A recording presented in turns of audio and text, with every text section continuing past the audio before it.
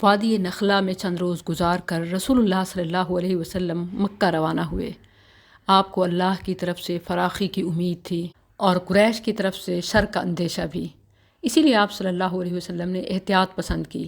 مکے کے قریب پہنچ کر ہیرا میں ٹھہر گئے اور اخنس بن شریق کے پاس ایک آدمی بھیجا کہ وہ آپ کو پناہ دے، مگر اس نے یہ معذرت کی کہ وہ خود حلیف ہے اور حلیف پناہ نہیں دے سکتا۔ پھر آپ نے سہیل بن عمرو کے پاس یہی پیغام بھیجا، مگر اس نے بھی یہ کہہ کر معذرت کر دی کہ اس کا تعلق بنو عامر بن لوئی سے ہے اور ان کی پناہ بنو کعب بن لوئی پر لاگو ہی نہیں ہوتی۔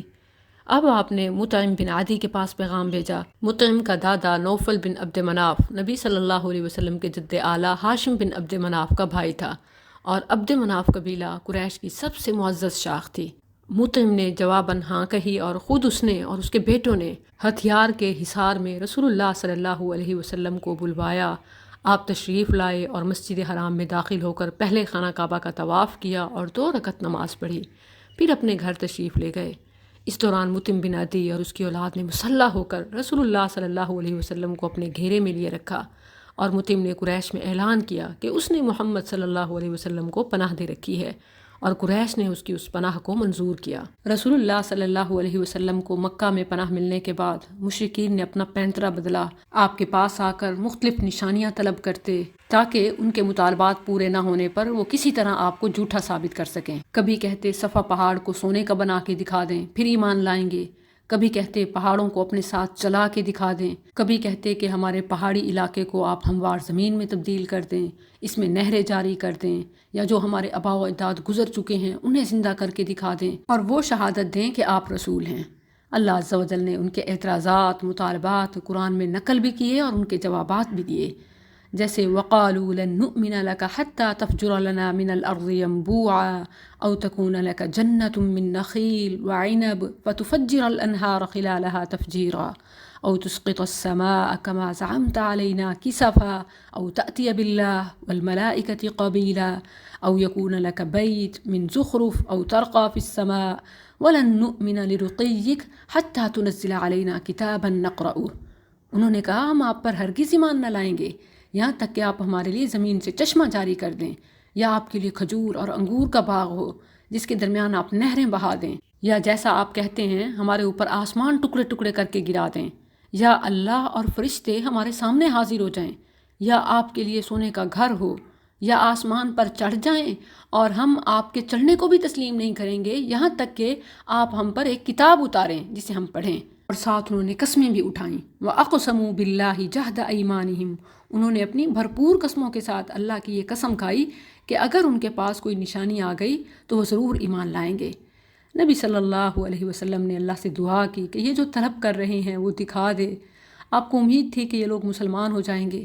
اس پر جبریل علیہ السلام تشریف لائے اور آپ کو یہ اختیار دیا کہ آپ ایک بات چن لیں، جو کچھ یہ طلب کرتے ہیں انہیں دکھا دیا جائے، لیکن اس شرط کے ساتھ کہ اس کے بعد اگر کسی نے کفر کیا تو اسے ایسا عذاب دیا جائے گا کہ پوری دنیا والوں میں سے کسی کو ایسا عذاب نہیں دیا گیا، یا پھر ان کے لیے توبہ و رحمت کا دروازہ کھول دیا جائے اور ان کے مطالبات پورے نہ کیے جائیں۔ آپ صلی اللہ علیہ وسلم نے فرمایا بل باب التوبۃ والرحمہ، بلکہ توبہ اور رحمت کا دروازہ ہی کھولا جائے۔ جب نبی صلی اللہ علیہ وسلم نے یہ پہلو اختیار کر لیا تو ان کے مطالبات کا جواب نازل ہوا، قل سبحان ربی هل كنت الا بشرا رسولا، آپ کہہ دیں میرا رب پاک ہے، یعنی ایسا نہیں ہے کہ وہ یہ نہیں کر سکتا، اور یہ اسی کا اختیار ہے جو تم مجھ سے مطالبات کرتے ہو۔ میں نے کب کہا کہ میں یہ پورے کر سکتا ہوں؟ میں تو خود ایک بشر ہوں جسے رسول بنا کے بھیجا گیا۔ یعنی تمہارے مطالبات پورے کرنا کسی انسان کے بس کی بات نہیں بلکہ رب کا اختیار ہے اور اسی کا فیصلہ ہے۔ تمہارا مجھ سے مطالبہ کرنا یہ درست نہیں، کیونکہ میں تو خود ایک انسان ہوں، مجھے پیغام دے کر بھیجا گیا اور وہ پیغام میں نے تم تک پہنچا دیا۔ اللہ عز و جل نے ان کے اعتراضات، مطالبات کا قرآن کریم میں مختلف مقامات پر جواب دیا۔ سورہ انعام میں فرمایا قل انما الآیات عند اللہ وما یشعرکم انہا اذا جاءت لا یؤمنون، آپ کہہ دیں کہ نشانیاں تو بس اللہ کے پاس ہیں، اللہ کے حکم سے آتی ہیں، اور تمہیں کیا خبر کہ جب وہ آ جائیں گی تو یہ لوگ ایمان نہیں لائیں گے۔ یعنی اللہ کو پتہ ہے کہ وہ ایمان نہیں لائیں گے، کیونکہ گزشتہ اقوام کے منہ مانگے مطالبات پورے کیے گئے اور ایک سے بڑھ کر ایک دیا گیا، انہوں نے جیسا کہا ویسا ہوا، لیکن پھر وہ ایمان نہ لائے اور پھر تباہ و برباد ملیا میٹ کر دیے گئے۔ اسی لیے اللہ عز و جل کو اب ایک ٹائم تک مہلت دینا ہے، اور وہ قیامت کا وقت ہے۔ ان کے مطالبات پر اللہ اپنے احکام نہیں بدلنے والا۔ یہی جواب ان تمام لوگوں کے لیے بھی ہے جو اللہ کے ساتھ شرائط لگاتے ہیں کہ ہمارا فلاں کام ہو جائے پھر ہم مان لیں گے، ہمارا یہ کام ہو جائے پھر ہم ضرور سچے پکے مسلمان ہو جائیں گے۔ یاد رکھیں کہ ہم اللہ کے احکامات کے پابند ہیں، اللہ ہماری کسی بات کا پابند نہیں۔ جہاں تک آیات اور معجزات کی بات ہے تو اللہ نے اپنی نشانیاں پوری کر دیں، جن میں سے ایک شق القمر یعنی چاند کے 2 ٹکڑے ہونے کا واقعہ ہے۔ اللہ نے یہ نشانی دکھائی کہ چاند پھٹ کر 2 ٹکڑے ہو گیا، ایک ٹکڑا پہاڑ کے اوپر ایک طرف اور دوسرا اس کے دوسری طرف نیچے کے ہو گیا، یہاں تک کہ لوگوں نے ہیرا پہاڑ کو دونوں ٹکڑوں کے درمیان دیکھا۔ رسول اللہ صلی اللہ علیہ وسلم نے فرمایا اشہدو، گواہ رہو۔ قریش نے یہ نشانی کھلم کھلا واضح طور پر طویل دورانیے تک دیکھی، وہ ہکا بکا ہو کر رہ گئے لیکن ایمان نہیں لائے، کہنے لگے کہ یہ تو جادو ہے جو اس نے ہم پر کیا ہے۔ ایک آدمی نے کہا اگر اس نے تم پر جادو کیا ہے تو سارے لوگوں پر تو نہیں کر سکتا، چلو باہر والوں کا انتظار کرو، مسافر آئیں گے تو ان سے پوچھا جائے گا۔ تو جب مکہ سے باہر کے مسافر اور تاجر واپس آئے تو انہوں نے ان سے پوچھا کہ چاند 2 ٹکڑے ہوا، کیا تم نے دیکھا؟ تو انہوں نے کہا ہاں ہم نے بھی دیکھا ہے، لیکن قریش اپنے کفر پر مصر رہے اور خواہشات ہی کی پیروی کی۔ اس کے بعد واقعہ اسراء اور معراج پیش آیا۔ اسراء سے مراد ہے راتوں رات نبی صلی اللہ علیہ وسلم کا مکہ سے بیت المقدس تشریف لے جانا، اور معراج سے مراد ہے آسمانوں کی سیر یعنی زمین سے آسمان کا سفر۔ یہ واقعہ جسم اور روح دونوں کے ساتھ پیش آیا، نہ یہ خواب تھا نہ یہ صرف روح کا تھا، بلکہ روح مال جسد عبد، جیسے سورہ اسراء کی پہلی آیت ہے سبحان الذی اسری بعبدہ لیلا من المسجد الحرام الی المسجد الاقصی الذی بارکنا حولہ لنریہ من آیاتنا انہ هو السمیع البصیر۔ پاک ہے وہ ذات جس نے اپنے بندے کو راتوں رات مسجد حرام سے مسجد اقصی تک سیر کرائی، جس کے گرد ہم نے برکت دے رکھی ہے تاکہ ہم اسے اپنی نشانیاں دکھائیں، بے شک وہ سننے والا دیکھنے والا ہے۔ آپ کے زمینی سفر کے حوالے سے سورہ اسراء میں تفصیل ہے اور آپ کے آسمانی سفر معراج کی تفصیل سورہ النجم میں ہے۔ اللہ عز و جل نے ان واقعات کی تفصیل اور احکامات ہمیں خوب بتا دیے، قرآن اور احادیث نبیہ میں واضح طور پر ہیں، لیکن مہینہ اور تاریخ نہیں بتائی گئی۔ لیکن اس کے باوجود بعض لوگ 27 رجب ہی کو شب معراج قرار دیتے ہیں اور مختلف عبادات کرتے ہیں جن کا شریعت سے کوئی تعلق نہیں۔ اگر تاریخی روایات دیکھی جائیں تو ایک قول کے مطابق نبوت کا 5واں سال، دوسرے قول کے مطابق نبوت کا 10واں سال، ایک قول کے مطابق 27 رجب، دوسرے قول کے مطابق 27 رمضان اور 12 نبوت کا سال، اور ایک قول کے مطابق محرم میں، اور ایک قول کے مطابق ربیع الاول میں۔ اس سے فیصلہ کیا جا سکتا ہے کہ جب مہینہ اور تاریخ تک معلوم نہیں ہے تو عبادات کس نے بتا دیں؟ جو احکامات دیے گئے ہیں جیسے نمازوں کی فرضیت کا معاملہ ہے، اہل جنت کی صفات ہیں، اہل جہنم کی صفات ہیں، جنت میں داخل ہونے کے اعمال ہیں، جہنم میں داخلے کے اسباب ہیں، جو کرنے کے کام ہیں وہ تو نہیں کرتے، لیکن جو ہمارے ذمے نہیں ہے اس کے پیچھے بھاگتے ہیں۔ یقیناً یہ شیطان کا راستہ ہے۔ واقعہ معراج کے بعد نبی صلی اللہ علیہ وسلم کی تبلیغ میں تیزی آ گئی۔ آپ عرب کے بازاروں، قبائل کے خیموں، بستیوں میں جاتے، انہیں اسلام کی دعوت دیتے، باہر سے جو مکہ میں آتے آپ انہیں اسلام کی دعوت دیتے۔ اس طرح بہت سے لوگوں نے اسلام قبول کیا۔ ان میں ایک نام سوید بن صامت رضی اللہ عنہ کا ہے۔ یہ شاعر تھے، گہری سوجھ بوجھ کے حامل اور یثرب کے باشندے۔ ان کے شرف اور شعر گوئی کی وجہ سے انہیں کامل کہا جاتا تھا۔ یہ حج یا عمرہ کے لیے مکہ تشریف لائے۔ رسول اللہ صلی اللہ علیہ وسلم نے انہیں اسلام کی دعوت دی۔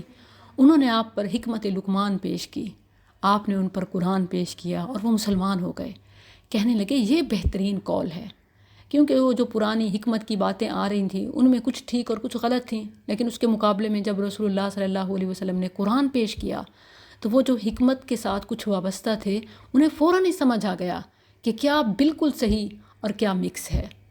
پھر وہ بعاث کی جنگ سے پہلے اوس اور خزرج کے درمیان ایک لڑائی میں شہید ہو گئے۔ ایسی شخصیات کے اسلام قبول سے اسلام کو بہت فائدہ ہوتا، عام عوام بھی اسلام کے بارے میں سیریس سوچنے لگے۔ اسی طرح ایاس بن معاذ رضی اللہ عنہ، یہ یثرب کے باشندے، نوخیز نوجوان سن 11 نبوت کے اوائل میں اوس کے ایک وفد کے ہمراہ مکہ تشریف لائے جو قریش سے خزرج کے خلاف حلف و تعاون چاہتا تھا۔ آپ صلی اللہ علیہ وسلم کو علم ہوا تو آپ ان کے پاس تشریف لے گئے، انہیں اسلام کی دعوت دی اور قرآن کی تلاوت فرمائی۔ ایاس نے کہا واللہ یہ اس سے بہتر ہے جس کے لیے آپ لوگ تشریف لائے ہیں، یعنی دنیا میں حفاظت اور تعاون کے سلسلے میں جو آپ کسی سے چاہتے ہیں یہی تعاون اور یہ دعوت سب سے بہتر ہے، اس میں دنیا آخرت کی ضمانت ہے۔ کہنے لگے واللہ یہ اس سے بہتر ہے جس کے لیے آپ لوگ تشریف لائے ہیں۔ اس پر وفد کے ایک رکن نے کنکریاں اٹھائیں اور ایاس کے منہ پر دے ماریں اور کہا یہ بات چھوڑو، ہم تو کسی اور مقصد کے لیے یہاں آئے ہیں۔ وہ خاموش رہے اور یثرب واپس جا کر جلد ہی وفات پا گئے۔ وفات کے وقت وہ تحلیل اور تکبیر حمد و تسبیح کر رہے تھے، اسی لیے ان کی قوم کو کوئی شبہ نہیں کہ ان کی وفات اسلام پر ہوئی۔ اسی طرح ایک مشہور نام ابو ذر غفاری رضی اللہ عنہ کا ہے۔ انہیں نبی صلی اللہ علیہ وسلم کی بعثت کی اطلاع سوید بن صامت اور ایاس بن معاذ رضی اللہ عنہما سے ملی۔ انہوں نے پتہ لگانے کے لیے اپنے بھائی کو مکہ بھیجا۔ وہ گئے اور واپس آئے لیکن تسلی بخش جواب نہ دیا۔ ابو ذر رضی اللہ عنہ خود نکلے اور مکہ پہنچ کر مسجد حرام میں جا اترے۔ تقریباً 1 مہینہ مسجد حرام ہی میں رہے۔ زمزم پر گزارا تھا جو بھوک اور پیاس دونوں کا کام دیتا، لیکن جان کے خطرے سے نبی صلی اللہ علیہ وسلم کے متعلق کسی سے پوچھتے نہ تھے۔ بالآخر علی رضی اللہ عنہ سے ملاقات ہوئی اور وہ انہیں نبی صلی اللہ علیہ وسلم سے ملوانے لے گئے۔ پہنچے تو عرض کی کہ مجھے اسلام کے بارے میں بتائیے۔ آپ نے اسلام پیش کیا، وہ وہیں مسلمان ہو گئے اور انہوں نے مسجد حرام میں آ کر اعلان کیا اشہد ان لا الہ الا اللہ و اشہد ان محمدً عبدہ و رسولہ۔ یہ سننا تھا کہ قریش ان پر ٹوٹ پڑے، اتنا مارا کہ ادھموا کر دیا، لیکن عباس رضی اللہ عنہ نے ان کو بچا لیا۔ دوسرے دن آ کر پھر یہی اعلان کیا، قریش نے پھر اتنا مارا کہ قریب المرگ ہو گئے۔ کل کی طرح آج بھی عباس رضی اللہ عنہ نے آ کر انہیں بچایا۔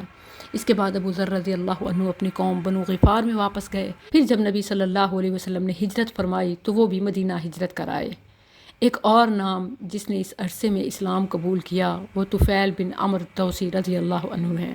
یہ شاعر تھے، گہری سوجھ بوجھ کے مالک اور یمن کے قریب واقع قبیلہ دوس کے سردار۔ سن 11 نبوت میں مکہ تشریف لائے۔ اہل مکہ نے آگے بڑھ کر ان کا استقبال کیا اور نبی صلی اللہ علیہ وسلم کے خلاف اتنا ورغلایا، اس قدر ڈرایا کہ جب وہ مسجد حرام میں آئے تو کان میں روئی ڈال کر آئے کہ کہیں آپ کی کوئی بات کان میں نہ پڑ جائے۔ مگر ہوا یہ کہ اس وقت نبی صلی اللہ علیہ وسلم کعبہ کے پاس کھڑے نماز پڑھ رہے تھے۔ آپ کی آواز ان کے کان میں پڑی، انہوں نے جو کچھ سنا بہت اچھا محسوس کیا۔ دل ہی دل میں کہنے لگے میں سوجھ بوجھ رکھنے والا شاعر ہوں، مجھے اچھا برا سب پتہ ہے، پھر میں اس شخص کی بات کیوں نہ سنوں کہ سمجھوں اگر اچھی ہے تو مان لوں اور بری ہے تو چھوڑ دوں۔ نبی صلی اللہ علیہ وسلم گھر تشریف لائے تو وہ بھی آپ کے پیچھے ہو لیے اور گھر کے اندر آ کر آپ سے اپنا واقعہ بیان کیا اور عرض کی کہ آپ اپنا دین پیش کریں۔ آپ نے اسلام پیش کیا، قرآن کی تلاوت کی۔ طفیل بن عمرو الدوسی نے اسلام قبول کر لیا، حق کی شہادت دی اور عرض کی میری قوم میں میری بات مانی جاتی ہے اور میں ان کے پاس پلٹ کر جا رہا ہوں اور انہیں اسلام کی دعوت دوں گا۔ آپ اللہ سے دعا فرمائیں کہ وہ مجھے کوئی نشانی دے دے۔ آپ نے دعا فرمائی۔ جب وہ اپنی قوم کے قریب پہنچے تو ان کا چہرہ چراغ کی طرح روشن ہو گیا۔ انہوں نے اللہ سے دعا کی کہ اسے چہرے کے بجائے کہیں اور منتقل کر دے، یعنی روشنی چہرے کے بجائے کسی اور چیز میں آ جائے۔ تو یہ روشنی ان کے کوڑے میں پلٹ آئی، جیسے مارنے کے لیے کوئی چیز ہوتی ہے، کوڑا وغیرہ۔ جب وہ اپنی قوم میں پہنچے تو انہیں اسلام کی دعوت دی۔ والد اور بیوی نے اسلام قبول کر لیا مگر قوم نے تاخیر کی۔ لیکن جب انہوں نے صلح حدیبیہ کے بعد مدینہ ہجرت کی تو ان کے ساتھ ان کی قوم کے 70 یا 80 گھرانے مسلمان ہو چکے تھے۔ ضماد ازدی رضی اللہ عنہ کا واقعہ بھی بڑا متاثر کن ہے۔ یہ یمن کے باشندے اور ازد قبیلے سے تعلق رکھنے والے تھے۔ جھاڑ پھونک کے ذریعے سے پاگل پن دور کرنا اور جن و شیاطین کو بھگانا ان کا کام تھا۔ مکہ آئے تو وہاں کے احمقوں سے سنا کہ محمد صلی اللہ علیہ وسلم پاگل ہیں۔ وہ علاج کی غرض سے آپ کے پاس آئے۔ رسول اللہ صلی اللہ علیہ وسلم نے ان کے سامنے خطبہ پڑھا، ان الحمد للہ نحمدہ ونستعینہ من یہدہ اللہ فلا مضل لہ ومن یضللہ فلا ہادی لہ واشہد ان لا الہ الا اللہ وحدہ لا شریک لہ واشہد ان محمدا عبدہ ورسولہ اما بعد۔ ضماد نے یہ کلمات سنے تو اس قدر متاثر ہوئے کہ انہیں پھر سننے کی 3 بار سننے کی نبی صلی اللہ علیہ وسلم سے فرمائش کی۔ پھر کہا میں کاہنوں، جادوگروں اور شاعروں کی باتیں سن چکا ہوں لیکن میں نے اس جیسے کلمات کہیں سے نہیں سنے۔ یہ تو سمندر کی اتھاہ گہرائیوں کو پہنچے ہوئے ہیں، لائیے ہاتھ بڑھائیے، میں آپ سے اسلام پر بیعت کروں۔ اور انہوں نے بیعت کر لی۔ جب دور کے ممالک کے مشہور لوگ مکہ آ کر اسلام قبول کرنے لگے تو یہ شوق اور یہ بہار مدینہ بھی پہنچ گئی۔ قبیلہ خزرج کے کچھ لوگ نبی صلی اللہ علیہ وسلم کے پاس مکہ اسلام قبول کرنے آ گئے۔ یہ لوگ سن 11 نبوت میں حج کے لیے آنے والوں کے ساتھ تھے۔ یہ مدینہ میں آپس میں اس خوشخبری کے بارے میں بات کیا کرتے تھے کہ ان قریب آخری نبی بھیجا جانے والا ہے۔ جب کبھی یہود انہیں ستاتے تو وہ شدت سے آخری نبی کے منتظر ہوتے۔ دوران حج جب یہ منی کی گھاٹی میں رات گزار رہے تھے اور اس دوران باتیں کر رہے تھے تو وہاں سے رسول اللہ صلی اللہ علیہ وسلم کا گزر ہوا۔ آپ نے آواز سنی تو ان کے پاس پہنچ کر پوچھا، من انتم، آپ کون لوگ ہیں؟ انہوں نے کہا کہ خزرج قبیلے سے۔ آپ صلی اللہ علیہ وسلم نے فرمایا، موال الیہود، یعنی یہود کے حلیف؟ بولے ہاں۔ فرمایا، افلا تجلسون اکلمکم، پھر کیوں نہ آپ حضرات بیٹھیں کہ کچھ بات چیت کی جائے؟ انہوں نے کہا کیوں نہیں۔ آپ ان کے ساتھ بیٹھ گئے۔ آپ نے ان پر اسلام کی حقیقت واضح کی، قرآن کی تلاوت کی اور اللہ عز و جل کی طرف دعوت دی۔ اس پر انہوں نے ایک دوسرے سے کہا، دیکھو یہ تو وہی نبی معلوم ہوتے ہیں جن کے حوالے سے یہود تمہیں دھمکیاں دیا کرتے تھے، لہٰذا وہ تم پر سبقت نہ کرنے پائیں، یعنی ان سے پہلے ہم اسلام قبول کر لیتے ہیں۔ انہوں نے فوراً اسلام قبول کر لیا۔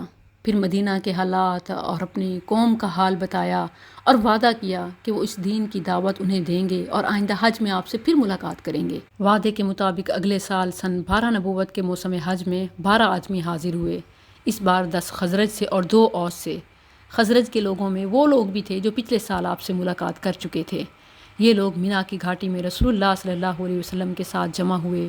آپ نے انہیں اسلام سکھایا اور فرمایا، تعالوا باجعونی علی اللہ تشرکوا باللہ شیئا ولا تسرقوا ولا تزنوا ولا تقتلوا اولادکم ولا تأتوا ببہتان۔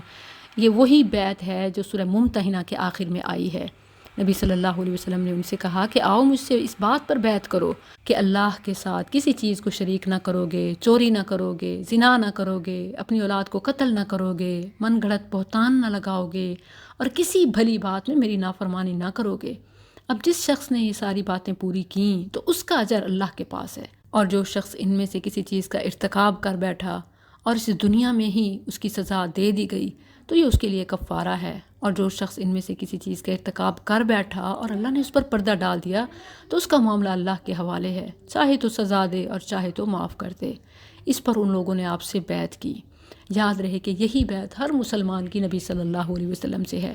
ہمارے ہاں جو مروجہ بیعت کسی مرشد کی، پیر کی، اور وہ بھی ٹوٹل شریعت کے خلاف دی جاتی ہے، عورتیں ہیں تو مردوں کے ہاتھوں پر، حالانکہ نبی صلی اللہ علیہ وسلم نے کسی عورت کے ساتھ ہاتھ سے بیعت نہیں کی، بلکہ زبانی کلامی یہی بیعت ہوتی تھی، اور رسول اللہ کی بیعت ہی اصل شریعت کی بیعت ہے۔